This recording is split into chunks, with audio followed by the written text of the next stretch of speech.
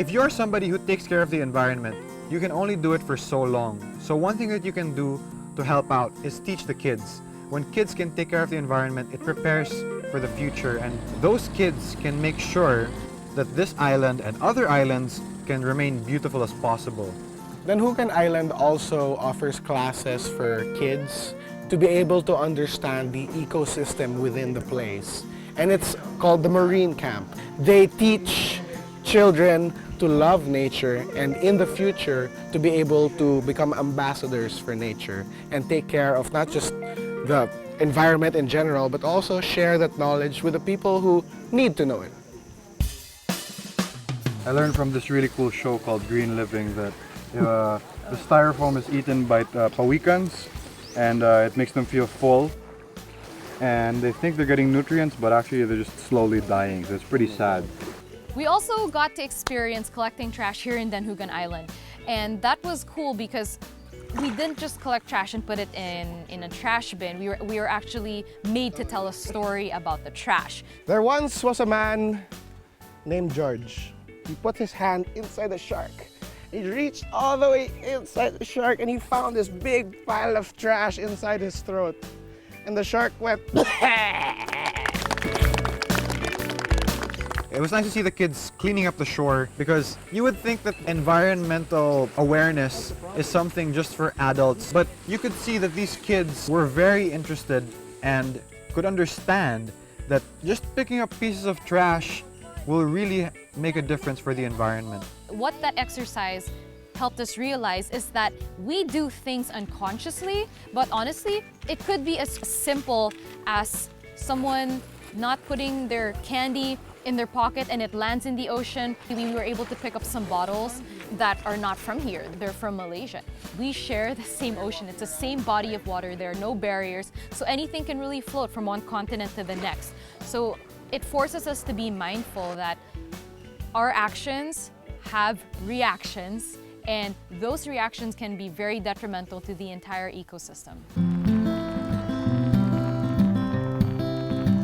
All right, so we're here with Dave, and he's going to show us how to plant mangroves. First of all, Dave, why is it important to plant mangroves? So mangroves are a very important habitat for juvenile fishes and sea life. So kind of like a nursery then for Yes, the fish. that's exactly what it is. I found out that mangroves serve a bigger purpose. When fingerlings are laid, they actually have to be in a sort of protected environment. However, there's a controversy that you can't just plant mangroves anywhere. They have to be studied specifically, and there's a way to plant them. It has to be 1 meter apart, if not they'll encroach on each other and they won't live for a long time. We planted a rhizopora, and we learned that that species takes 4 years to actually grow.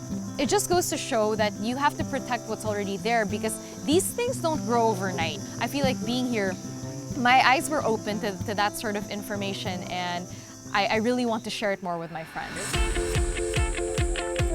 So far, I'm pretty excited. Haven't dove in a while. And we haven't gone diving together. Yeah, exactly. That's true. Oh no! And we had said, oh no! We have been talking about this. Ang kulit nito.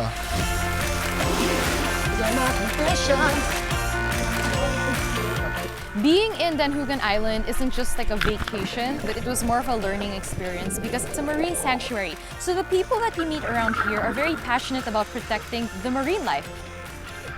I love being underwater. It's like the closest I can be to being outer space, perhaps, or maybe even heaven. I'm a part of Philippine Reef and Rainforest Conservation Foundation, and it's headed by its founder, my cousin, Jerry Ledesma.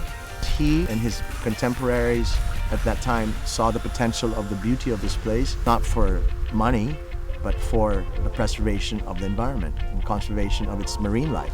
I've just decided this year that I'm going to live here and work here permanently for as long as the island needs me. You look at every creature that is alive underwater. Every single one of those corals that you see is a living organism. They have been here longer than us human beings. And nature doesn't need human beings. Human beings need nature to survive.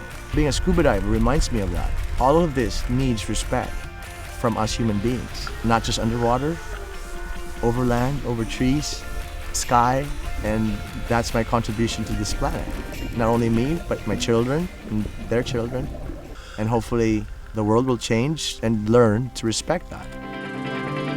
I now really appreciate all the efforts that the people of Danjugan Island are doing to preserve marine life, because if you get to experience how rich that marine life was diving, you'll always want to protect and say, hey, the Philippines has so much of this, it just needs protecting. It needs a little bit of care. Just to see that these people are making an effort here on Danjugan to make the world a better place and make the Philippines more beautiful, it makes me happy, and it makes me feel like there's hope for this country, and there's hope for cleaning up everything and making the Philippines paradise. This whole trip for me has been such an experience. To be able to find myself at the very top of a mountain at one day, and the other day at the bottom of the sea, looking around at corals, and find myself in a jungle planting mangroves.